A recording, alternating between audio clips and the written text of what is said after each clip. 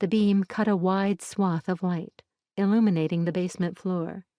I looked at the cat. "Well, what do you say? We can see where we're going, so we might as well continue." Poe meowed in assent, so we continued on down to the bottom. I flashed the light around in a wide arc, illuminating a far corner of the room.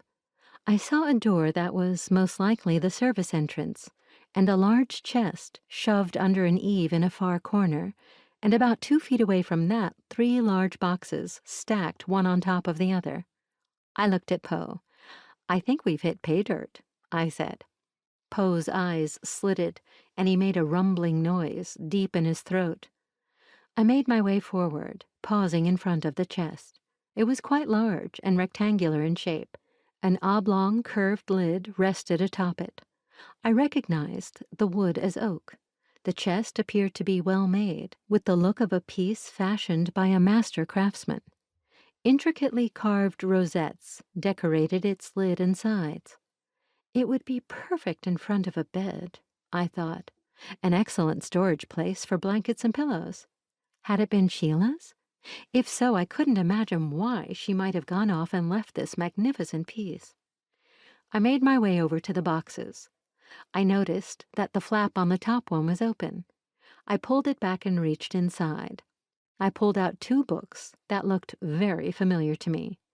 All the Dead Bodies and Coroner's Court. The first 2 Steve Sheppard novels. I flipped to the back cover, where there was a very brief biography of C.J. Barrett. As was the case with all of my books, the requisite author photo was absent. "Look, Poe, my C.J. Barrett novels," I whispered. I held them up, but Poe was nowhere to be found. "Poe," I called, "where did you go?" No answering meow. Great. A second later, I heard frantic scratching sounds. "Poe," I called again. "What the heck are you doing?" I tucked the books under my arm and shone the light around the room. I spied the cat on top of the chest in the corner. He was pawing frantically at its top. "Poe," I called again. "Get down from there." His answer was to paw even more frantically at the lid.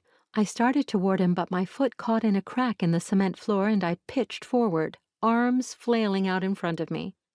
My phone and the books went flying, skittering across the concrete. I hurled forward and banged full tilt into the chest just as the basement was plunged into darkness. Poe let out a loud yowl and jumped off the top of the chest just as it tilted forward. I twisted my body just in time to avoid having it land right on top of me. At that moment, the lights went back on. Jeff's head appeared at the top of the stairs. "Everything all right down there?" he called anxiously. "I heard a loud bang." "I'm fine," I shouted back. "I just tripped and crashed into this chest." I stopped speaking as the words died in my throat. The chest had fallen over, and the lid had popped open. Dangling over the side of the chest was a human arm.